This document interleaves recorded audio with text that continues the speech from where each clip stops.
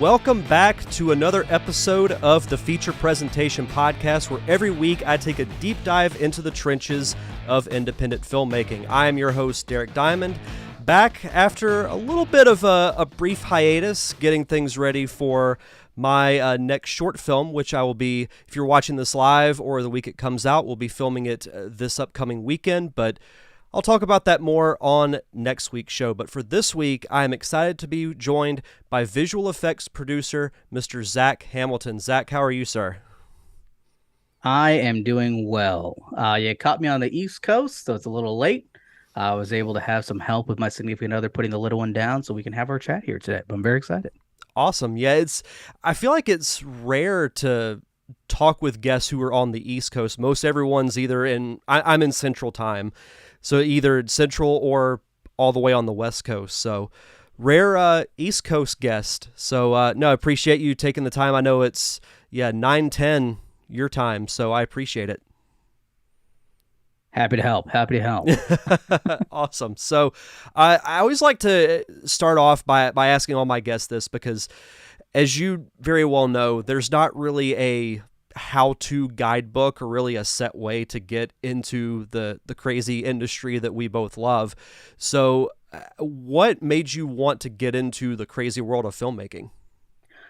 Yeah, it's interesting because I feel like I was into it initially at a young age. Like I was curious by it.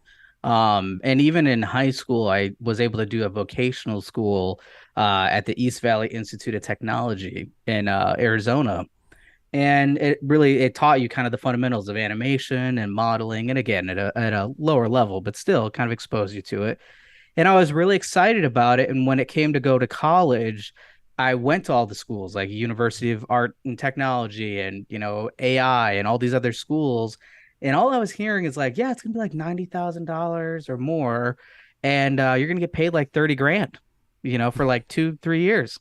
And you're going to be in debt. And I'm like, cool. Well, as much as I love being an artist, I don't know if I want to be a starving artist just right out of high school, especially with that much debt. So it kind of turned me off of it. So it wasn't until later, after a couple other business ventures, that I decided to kind of dip my toe into the water and go back to school for it.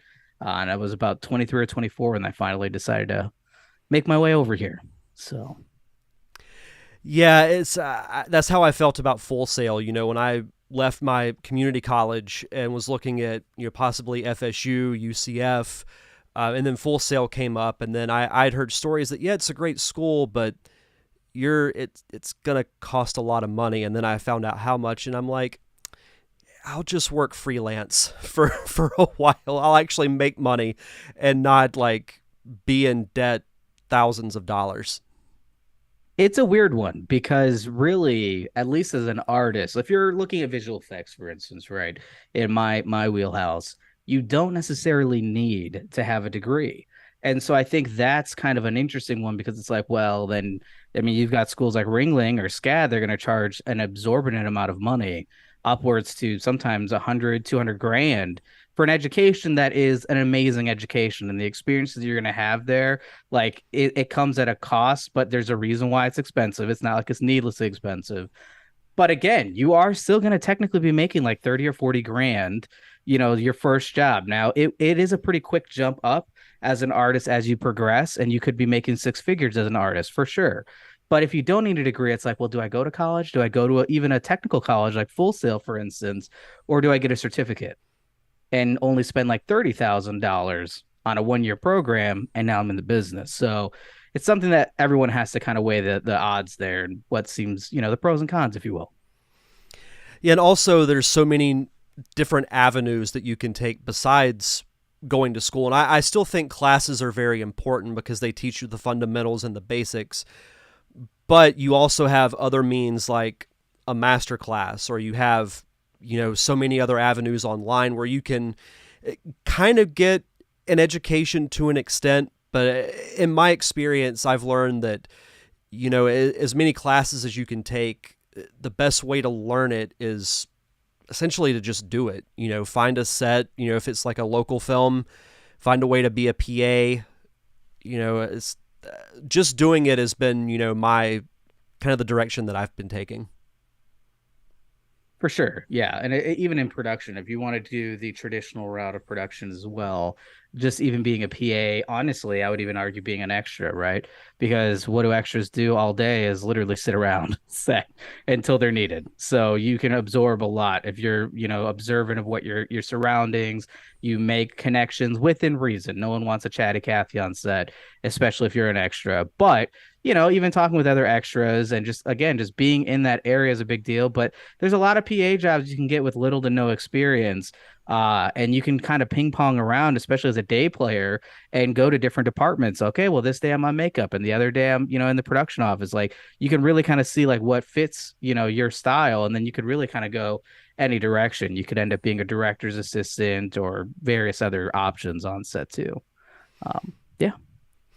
And that's what's great about just, working on a set, whether it's I've never been on a big budget set before, but I would hope it's the same way where you can just kind of be a sponge of information because you may not know what you want to do. You might want to, venture into your field of visual effects. You might want to direct. You might want to be an AD. But the best way to do it is just to absorb the information, and then you learn, okay, this is what I want to do, and this isn't what I want to do. For sure. Yeah, definitely. So what was it about visual effects specifically that drew you to that aspect of the industry? Yeah. Well, and it's funny because I did go to a traditional college initially. I went to Arizona State University and their film program. And I had already had an associate's degree, yet I still had 3 years of school to get my bachelor's in film, which again, it kind of came down to the money decision for me. And I heard on a podcast, the Kevin Smith podcast, ironically enough, who's a big inspiration for me, about Dave's school, digital animation and visual effects school. And the way that they talked about it, it just seemed really cool. Like you're just like you're pretty much in project mode from the get. It's not like a traditional class. You're in a studio. It's on the back lot at Universal Studios. Like they were saying all the key words like, yo, say less. I'm I'm interested. And when I looked into this school, I'm like, wow, this is really cool. Like you get to be an artist. You get to kind of really figure out what you want to do. They teach you everything. So you're essentially a generalist, but you can specialize in a fraction of the time. And it was affordable. And so that really kind of helped shift me from doing the traditional lane where I would have probably been a production assistant on set and switching into VFX. And I got my start a lot earlier that way because of that, because I was done in about a year instead of 3 years.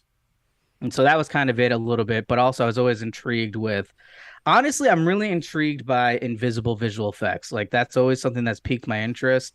It's the stuff that you don't know as a visual effect. Obviously, you watch Guardians of the Galaxy, Rocket Raccoon, for instance, it's obviously not real, right? Like he's fake. It's possible that he's a puppet in certain instances, but for the most part, he's digital, right? And they may have a puppet on set, but he ends up being digital. So that already, is fake. They're not really in space, right? So we know these things. The things that always get me are like the invisible effects or like aging effects. There's some really great stuff, not to stick on Marvel movies, but oh my gosh, I cannot, was it Peggy Carter or Agent Carter? I can't remember her first name.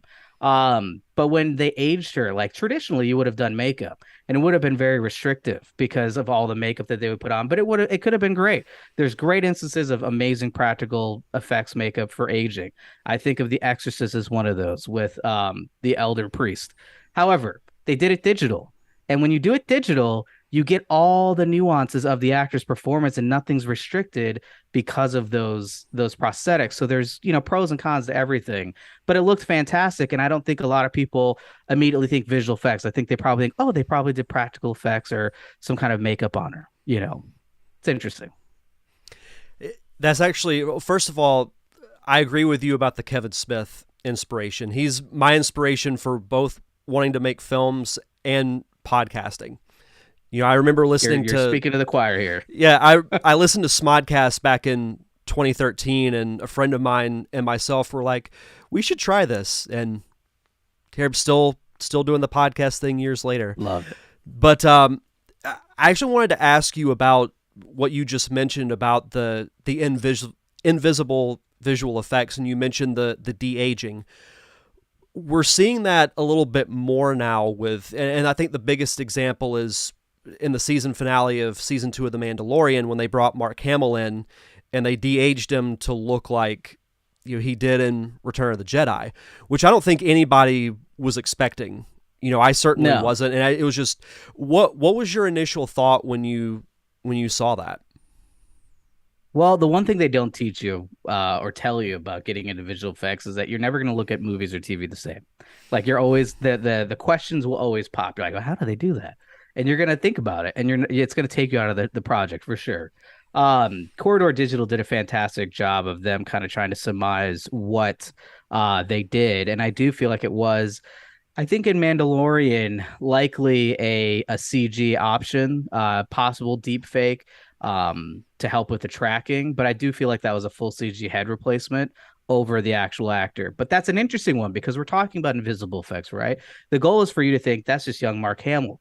However, as an audience member and as a fan of Star Wars, you already know that Mark Hamill, though it has aged very well, is not a young Mark Hamill. So you already are kind of like, well, I know something's going on here. So it raises that alarm. And humans are really good at kind of discerning, like, differences. And again, that's the uncanny valley that we're talking about. However, when you go from that to Boba Fett, again, the same instance that we're talking about, young Mark Hamill, and you see, and spoilers, I will say spoilers because we're live. But in Boba Fett, you have like is like Disney is like, we're gonna try something out. We're gonna try something kind of fun in Mandalorian. We'll see what the audience thinks about it. And they definitely did a lot of research and development to make that look good for sure. But it was still slightly off. And in Boba Fett, they're like, all right, so you guys got a couple, scenes, it's nice. How about like an entire episode with young Mark Hamill? Let's see how well we can play that and see if it's gonna, take you out of it. And honestly, I think to the average viewer, it didn't. I think they did a fantastic job. I think that they definitely leveraged some deep fake technology, and Disney's published things on or articles and research on deep fake technology. So this isn't something that's new as far as that they've been working on, at least with ILM in their section. So this is not a new thing, but it is fantastic and it looks really good. So it's interesting because it may actually extend the life of an actor as far as their career, because now they can play younger roles. Like I would totally watch a spinoff of young Mark Hamill. Like it was that good. And that's coming from someone who was looking for all the flaws. I still enjoyed it enough that I just forgot about it. So Yeah, I agree. When you watch Book of Boba Fett, you can tell that they kind of learned from what they did with The Mandalorian, and it looks much better in Boba Fett. Oh, for sure. In such a short time frame too. I know. That's what blew my mind. Like I wasn't expecting what happened in The Mandalorian, but definitely not what I expected in Book of Boba Fett either. Now that Wild. we see that technology is at that point, do you think we're going to see? I think you alluded to it. Do you think we're going to see more de-aging of older actors so they can play like younger versions of themselves? Yeah, I mean, it's interesting because visual effects and de-aging, and again, what we talked about with Peggy or with Agent Carter earlier is obviously aging, right? We're aging them. But in the instance of de-aging an actor, in the sense of like maybe Kurt Russell in Guardians, where they made him look like he's in his 30s, and it looks fantastic, or even Robert Downey Jr. in the Iron Man movies. Well, not movies, but like obviously you know what I'm talking about, the when he's a young Robert or Tony Stark. But it's interesting because it's always like when it's obvious, that's fine. And everyone's excited to talk about it. And everyone wants to, show the breakdowns of this is how we did it. This is, it's exciting. However, there has been a long time of visual effects that has utilized de-aging subtly. Let's get rid of some of the bags under the eyes. Let's get some of the wrinkles, some of the laugh lines, creases. Like let's try to, and those are subtle things. It's almost like digital makeup, right? What the makeup artist can't do, we do. And so that's a very fine line. It's a touchy subject. And there's a lot of studios that specialize in that, and they never were able to talk about it because no one wants people to know, hey, I don't look as good as I look on camera, right? And these people still look great. Trust me. I've been on projects like this. They still look good. But, a lot of these people, when that happens, they're brands and their people get involved and they're like, we have to make sure that they're perfect 100% because it's a brand. So it's not even necessarily the people involved as far as the actors themselves that get down this road. But now we are entering into a weird territory or a strange territory where if you're an older actor and you want to play someone significantly younger, you could. However, and this is a great example of where that it has its issues. Irishman on Netflix, fantastic film. However, if you're gonna use the same actor, and this is I think where we differ from the Mark Hamill instance and the Robert De Niro instance, right? We had a young actor, a stunt performer, if you will, and or an actor play the body of young Mark Hamill, do all the scenes. And then you have Mark Hamill, who may have done a lot of recording sessions to get his the way his face is looking when he's delivering the lines and all of these things, but it's not his body. It's not his movements. And that's a big distinction because when you look at Irishmen, they're de-aging. And again, we've come a long way from even Irishman, right? Which is not that old of a movie, but you still have an older, trying to be respectful of Mr. Bob De Niro here, an older De Niro who's supposed to be looking 40, curb stomping someone, but he still looks like an older De Niro. And that's the problem. Like, you can't fix that, right? You have to be mindful, like, oh, he kind of got up a little slower. They even talk about this in behind the scenes where they talk about, like, they had to be mindful of, like, how old are you in this scene? 50? Okay, well, I got to get up a little faster because I can't get up slow because I'm supposed to be 50 in this scene. I wouldn't be getting up slow. You have to be mindful of these things. So I think we might see more stunt performers doing the physical roles and then, having the digital younger actors if they decide to go down this route moving forward, because I really feel like it is a combination of those two things that are going to make it work well. And I think that's why young Mark Hamill or young Luke Skywalker in Book of Boba Fett works so well, because it wasn't Mark Hamill and then de-aging him the traditional route. I'm so happy you brought up that example of The Irishman, because I've been saying that since that movie dropped. I thought the de-aging looked really good, but that scene you're talking about when Robert De Niro grabs that guy, brings him out of the store, and just starts curb stomping him on the street, I'm like, yeah, he still looks like an older guy who's trying to kick someone. Buy what he's selling, but it's a challenge. And I'm not gonna lie, it took me out of the movie when that happened. The rest of it, like, it's great. I think it's a very good movie, but in that aspect, it took me out of it a little bit. And the thing is, we have deepfake technology, right? Like, it was in an infancy. I wouldn't necessarily say it wasn't around, because it's been around for a hot second, but it wasn't to the point where it is now. And now you've got independent YouTube channels or YouTubers that are, looking at scenes, and even Irishman, they've done examples of this, where they've, deep faked a young De Niro based off of his movies where he was younger, and you end up getting a better resolve in some instances. And again, you have to understand that these are very small sequences, and to do an entire movie at that scale is not really feasible, but it sometimes does come out with a better result, even doing it in it, but it's an entirely different process. But there's a lot of new tools out there that are at our disposal. And it's what's fascinating about the technology side of filmmaking, because it seems like every few years there's something, game changing that comes out. So it's, I feel like the de-aging and using a stunt performer like you talked about is like a big thing that's going to be happening more frequently in the next few years. So I'm excited to see, what comes next. Well, hell, look at James Cameron with Avatar 2. I mean, we're going to see all new things with water, and I say that somewhat sarcastically, but I mean, if you look at that trailer, I think a lot of people are like, oh, it's Avatar 2, whatever. But if you really look at it from a creative perspective, or like from a visual effects perspective, what he is doing is insane. The level of detail when they're in the water holding on to the animal that they're riding, and you see the way that the water's rippling against their hand and the cloth, and how, like, there's just crazy detail and you have to understand that these are all full CG scenes. There's nothing practical. So the fact that it looks as good as it does with these small details, but again, is the average audience member going to look for small details? No. However, I will say the absence of small details like that, and they don't know why it looks off, but that's why they know it's off, because of the absence of those small details. So it does matter. So I'm very excited for that movie. I think it's going to be interesting. I don't know the story. It's going to be amazing. I don't know. But visually, I'm very excited to see what comes out of that film. I'm trying to remember where I saw that trailer for the first time. I think it was in front of Spider-Man.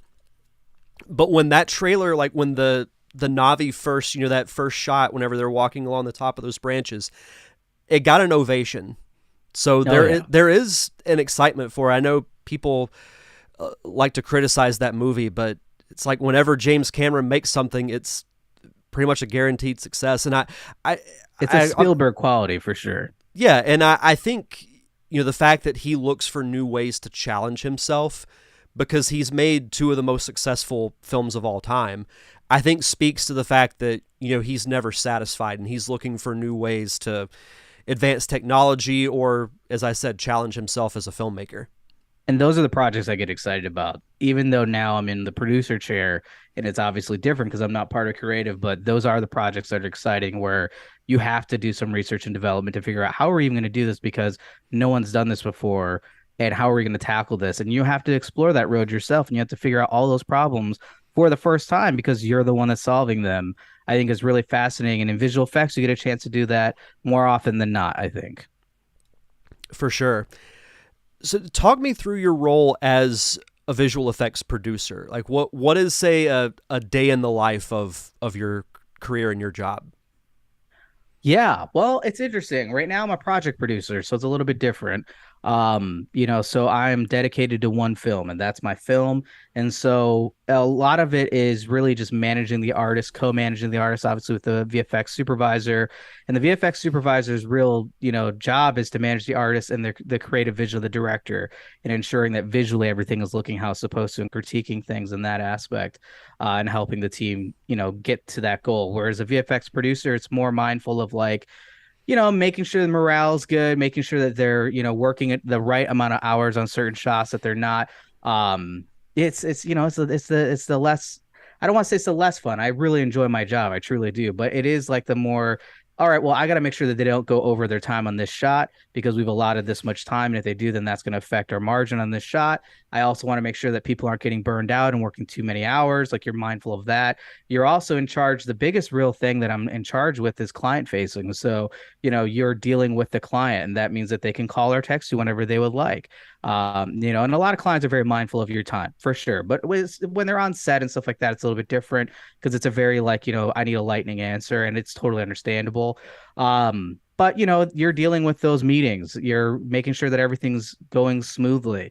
You're handling the financial aspect of everything too, and you're managing the budget of the overall film. You're also managing, at least for the portion that you're in control of as a VFX vendor. You're also managing the schedule that dictates, when we're delivering these shots and how do we have to come up with this schedule to make sure that everything runs smoothly so we deliver everything on time because we can't just deliver everything at the end. And then obviously there's the ebb and flow, right? Like if edits aren't locked or anything like that, then there's certain changes that come in and you have to kind of navigate around that. There's obviously the bidding aspect, and I can get out of less of what I'm doing now, and I kind of am in what I'm talking about.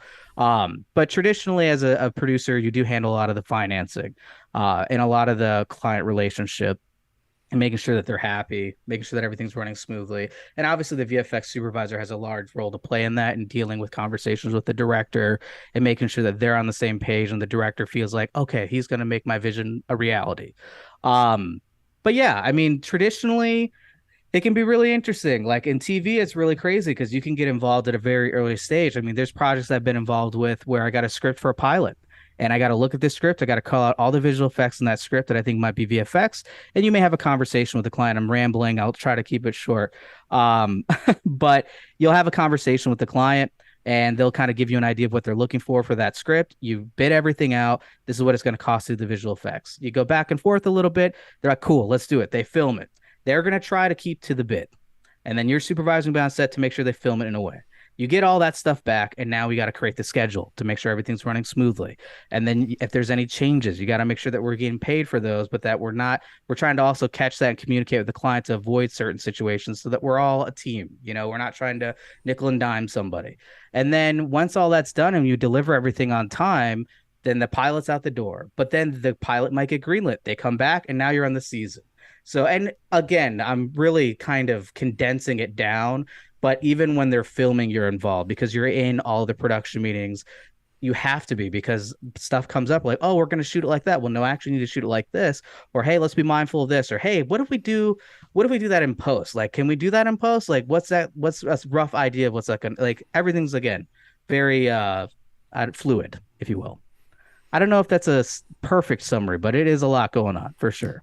No, that's really fascinating to me because I know little to nothing about visual effects. You're the first visual effects supervisor, producer, anything really in post that I've ever interviewed. So this is all brand new information to me. And I was curious about that, as how involved are you during the production phase? Like as far as, like the director having a specific vision for what the effects look like. Like, is it a collaborative effort where like the supervisor might say, well, this might work a little bit better? Because, film is a very collaborative industry. Oh, for So sure. Yeah. so like is that the case where like say the director might say like if I'm the director I say this is what I have in mind, would you then say yeah that's great, but can I offer this that might work just as good if not better?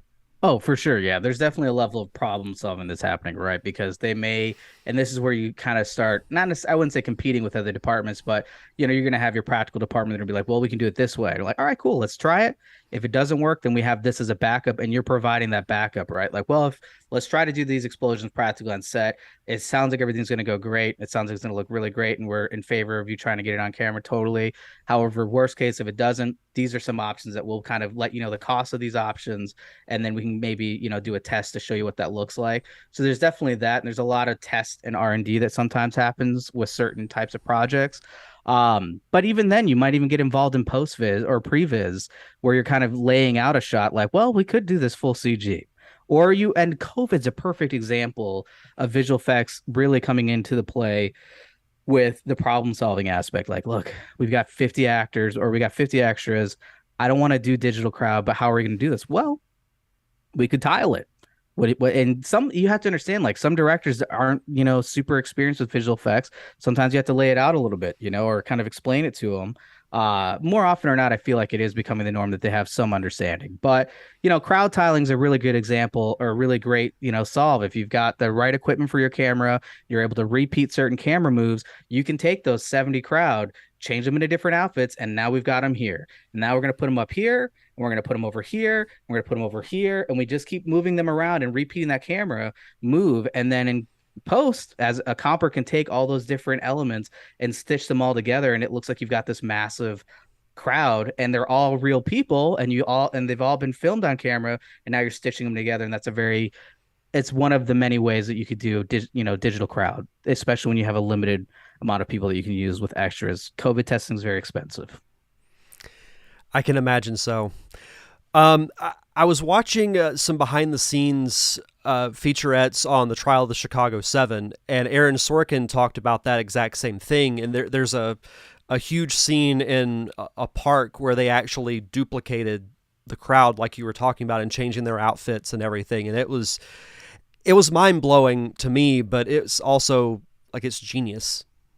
It's one of those things, again, that we touched on at the beginning of the show, invisible effects. I don't think that people are going to think, hey, this is a really cool crowd scene. They're not thinking, are those real people? Or are they don't think about it. They just accept it as this is a crowd. They don't know how they got there, but it's not triggering any alarms. So they just assume that, like, well, I don't know how they did it, but it looks, they don't think about it. They're just involved in the story. So that's an invisible effect for sure. It's a good example of one. Yeah, it blew my mind, but then when I thought of it, I was just like, that's actually really, really smart. But I mean, we are at the point now where you can do that. Yeah. And again, a lot of the work that we get to that's invisible effects that supports production is paint outs. There's a lot of instances where, again, kind of keeping to Kevin Smith, and I've mentioned this on other podcasts I've been on too, but there's that scene when chasing Amy, the rain sequence, and it's tracking alongside Ben as he's walking away from Amy, or Ben's character as he's walking away from Amy, and you see the crew in the window, in the reflection, like clear as day, multiple windows, you see him. And I don't know that everyone's going to notice it, but I notice it because, again, like I said, I can't watch movies like a normal person. I wish I could. I cannot. But the thing is, like, nowadays, that would have been one of, like, 500 line items on my bid as, like, hey, there's crew in the window, paint them out. And then we paint them out and you never know about it. Hey, everyone's wearing sunglasses and we can see the crew in the reflections of their sunglasses. Got to paint that out. Hey, there's a lot of chrome bumpers on these cars. Got to paint it out. I can see the crew. You have these luxuries now. There's been instances, I kid you not, I will not name names. I will not name names because I love my job and I want to keep it. But there have been instances where, like, you've got the actor where I'm at, and there's literally, like, crew, like, right there on the other side of, like, a railing, and there's, like, a fight going on the stairs, and they're, like, right there, clear as day. They didn't even try to get out of the way. And it's because they've got all these different angles filming that scene, and they really love the action of this scene, but there's crew, like, clearly right there. Well, we can still get rid of it. We can replace those stairs. In that instance, it would probably have to be CG stairs because there's not a lot of information to pull from because they were taking up a lot of the frame, but it can be literally that obvious, and we can handle it now. Movie magic. Hashtag movie magic. Do you find yourself, because I find this as well, like with you working in the industry, and I've worked on a couple of sets and have been taking classes for years, but do you find yourself getting frustrated the way you look at films now? Like it's almost like you can't enjoy, like you still do because we're all fans at heart. Do you find yourself getting frustrated by the fact that you're like seeing bad effects might take you out of a movie? I don't know. The thing is, like, it is hard because I'm going to be a lot tougher of a critic, right? I try to just enjoy the film as much as I can.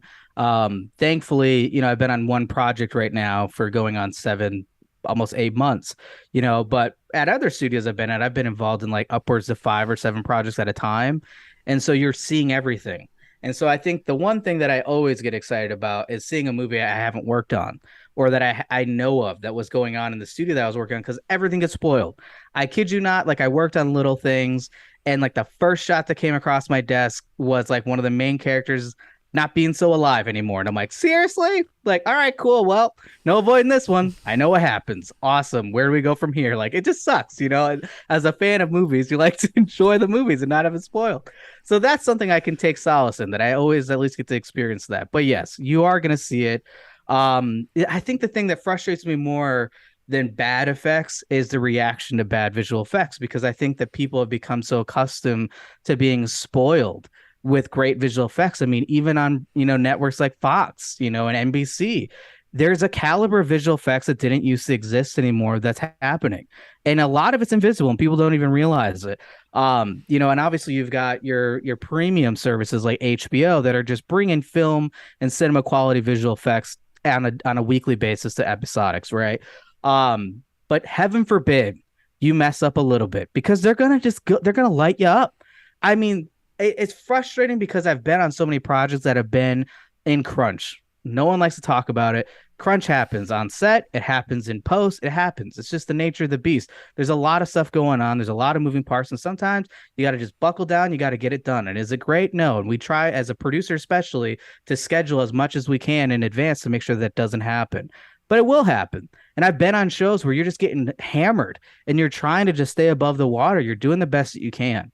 And a lot of times when stuff like that happens, it's because, you run out of time. It's not that we are intentionally trying to, everyone wants something cool. I mean, as an artist, especially, you don't want to put something out there with your name on it that's bad, because as an artist, one of the biggest ways to get a job is a demo reel. And if you're only doing work that doesn't look good, well, how does that help you? It doesn't help the project, it doesn't help the studio, and it doesn't help you as an artist get work in the future. So we're always striving for quality. And sometimes there's limitation factors, be it budgetarily or your schedule. There's not enough time in the world to do it. So I think the thing that really frustrates me more is that zero tolerance to any kind of mistake. And Game of Thrones really threw me for a loop, because you've got a show that arguably has some of the best creature effects I've ever seen in my life. And I'm only, 30. But in those years, there's been a big jump in visual effects. And to see something like when I saw those dragons for the first time, like, we just have dragons. Somehow we found them and we've trained them and we have dragons, because they don't look fake to me. That's a real dragon and that's real fire. And those people are really on fire. And in cases they were. But then you leave a coffee cup on set and what? There's a coffee cup. Oh my God. It's like, dude, you're like, how many hours did they work that day? Was it an 18-hour day? And there's one coffee cup, but nope. But then they forget about the craziness that is the dragons. But that one coffee cup, that's a ding. It's crazy to me. Yeah, you got me on a soapbox there, Derek. Oh, it's all good, all good. No, it's I love this stuff. No, it's I as I've gotten older and I see now that film, and you mentioned shows or networks like HBO, and the fact that everybody has a streaming service now, and it's almost expected that everything is to be of very high quality, and I think really it all is, because it's. I understand and respect the hours that go into effects. Like I haven't worked directly in it, but I've heard, from this conversation with you and other things that I've read online, of the sheer amount of time that it takes to make all that stuff happen. And it's not easy. So I have major respect for you and others in your line of work that do that, because I that's really insane. appreciate it, Derek. And I just want to say one thing that really I think blows the hair back of most people when I say this. You've got a shot, okay, in a scene. All right. So a scene would be you and I talking. When you cut the camera to you, that's a shot. When you cut back to me, this is a new shot. That's a shot. Because there's a lot of people that maybe don't know that. So these are shots. And in visual effects, your work is shots. Okay, this is my 3 shots that I got to do. I got to put this here. I got to put this here. I'm telling you right now, and especially in shows like Game of Thrones, we're talking about these dragons.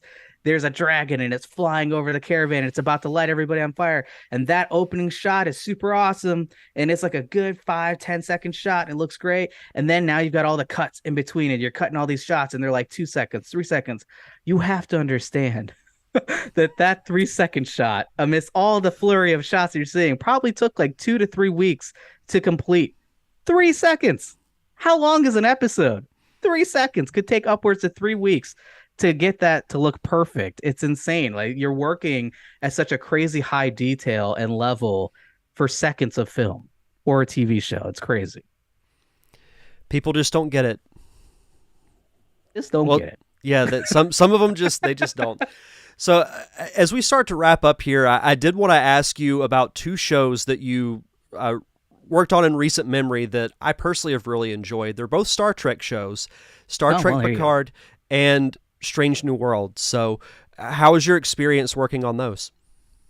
Well, it's funny because it's like one started my adventure into the world of Star Trek, and the other one kind of ended it, at least temporarily. I don't know if I'm coming back to it, but my first show in television and production, at least, was Star Trek Picard. And so I just started at a new studio and they're making the assignments. And it was like our Friday wrap up meeting, like, hey, these are the assignments for the new stuff coming in the studio. This is yours. And everything has code names. And so they gave me the code name, which I'm not going to divulge for obvious reasons.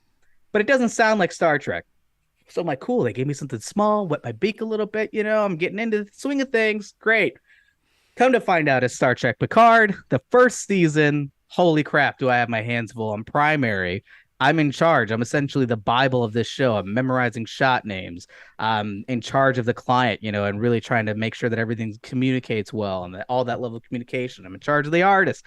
It was a wild, and we ended up doing, I think it was like somewhere between 11 to 1200 shots. We talked about what a shot is, 11 to 1200 of those.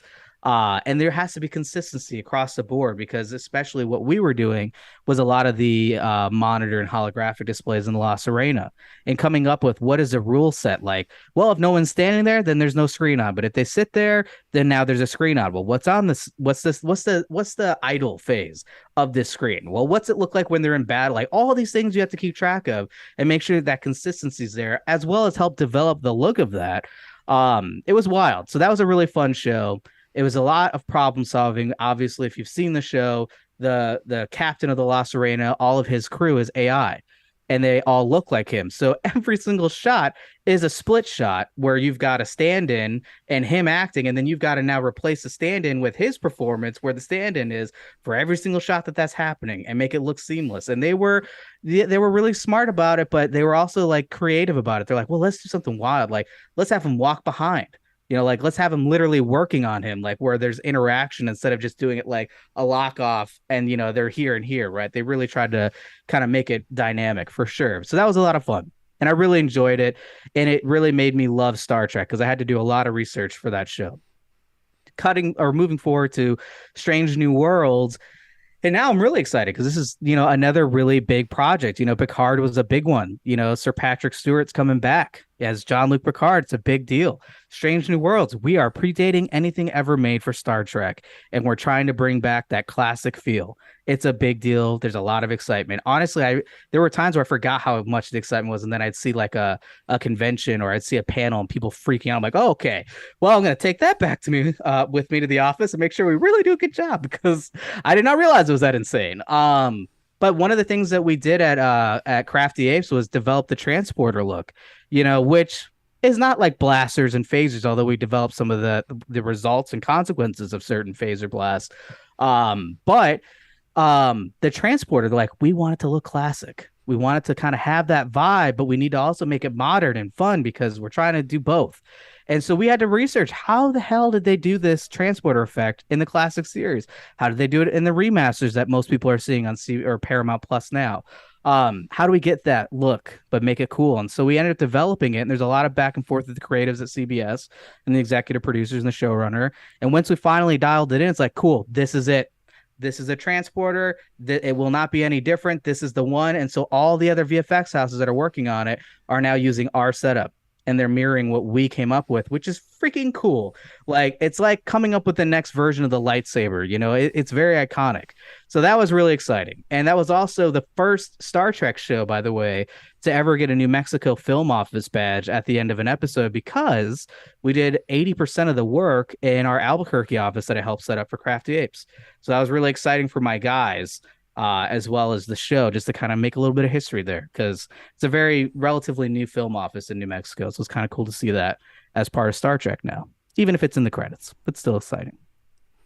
No, absolutely. And I thought you and your team did a phenomenal job. And that show itself is very, very good.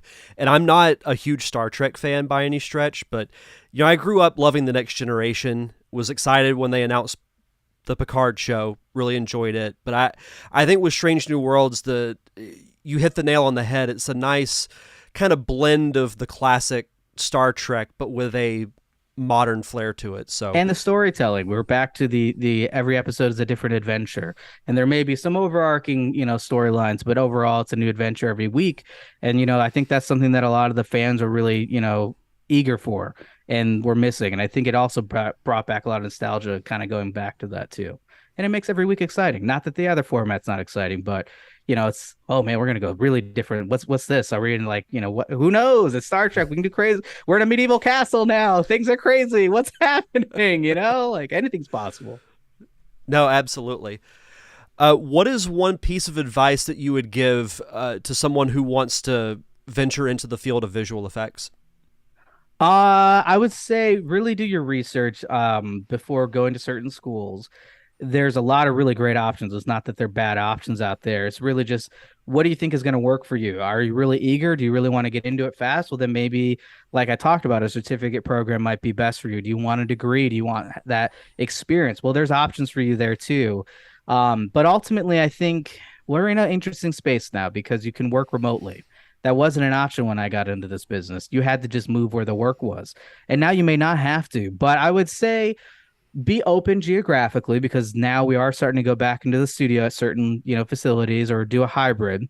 And even with tax incentives, and again, that's a little high level, but even with that, you still have to reside in certain states in order to qualify. So they may still need you to move to a state even if you're working from home. But what I would say to that is apply for everything, because all they can say to you, the worst that they can say to you, is nothing. Outside of that, they could just say no. But if they say yes, you may be like, well, how am I going to afford? Say you're in Florida and you got to move to California. Like, I can't apply to a place in Los Angeles. I can't afford that move. That's insane. Well, you don't know what they're going to offer you. There's a huge, I don't want to say a shortage, but there's a need for, real talent in the business right now. Everyone got scooped up. There's a lot less studios out there. And so they're looking for people constantly. And they're looking for talent, even new talent, because they can mold them into someone big, and you can move up fast now. It's a good time to be an artist for sure. But you don't know. They might offer relocation. My first gig as a junior compositor at MPC Vancouver, this is a prime example. I was in Florida, applied for a job in Vancouver, British Columbia, and they paid for everything. They really helped make that as smooth a transition. And also, I'm immigrating to a different country. They helped with all the visa process. They helped with all of that. And I was a junior compositor. It's not like I was like a senior, or where I'm at now as a VFX producer, where there's an expectation where you would assume like, well, yeah, of course they're going to help. It was my first professional gig, and they were willing to do all of that for you. So you never know. So I would just say, always take the leap of faith, and you can always turn down an offer. If they offer you something and it's not good, just say no. But if you don't apply and you don't even get to the offer, well, it's better to say no to an offer than to never even have the option for an offer in the first place. So that's where I'll leave it. But no, I love that. That's perfect advice. Do you have any website, social media that you'd like to plug so the viewers and listeners can follow you? Yeah, I've got Hamelton VFX. I don't know if you can see it on the screen here, but it's spelled a little bit differently. Hamelton, VFX.com. You can see all my projects I'm working on. including my new podcast that we're working on, which is Film as We Know It, which is available on everything, Apple, Spotify. It's a fun show. We do a trivia show where we call people in our phone book to answer the movie trivia questions, which is always extremely stressful, but usually entertaining. And we also deep dive the behind the scenes of movies. It's a lot of fun. And that's filmasweknowitpod.com. But yeah. And last question, what's your favorite movie of all time? It's not, oddly enough, it's not hanging in my office. It's usually stuff I've worked on, which I get a lot of crap, by the way, from my significant other, because she doesn't like all the things I worked on, even though I do. I would have to say Jaws. It's one of my favorites. It's just a crazy story of how they made that film to begin with, and it's just so rewatchable. And it's coming to IMAX soon. So you should definitely check that out if it hits an IMAX near you, because that's going to be quite the experience. But I love Jaws. Yep, there's an IMAX like right down the road from my house, and I cannot wait. The second I can pre-order those tickets, consider them pre-ordered. Oh, me and you both. Zach, thank you so much for taking the time to do the show. It was really enlightening. I learned a lot. Hopefully the listeners did too. Thank you so much for taking the time. Thanks so much for having me. Seriously, it was great talking with you. Yep, absolutely. So let me play my outro music here. If you'd like to subscribe to the show, just head over to linktree.com/featureprezpod. You can find all the social media, podcast information there. And don't forget, we're live Monday nights on YouTube at 8 p.m. Central Standard Time. That's going to do it for this week's show. So we'll see you guys back here next week for another exciting episode of Feature Presentation with Derek Diamond.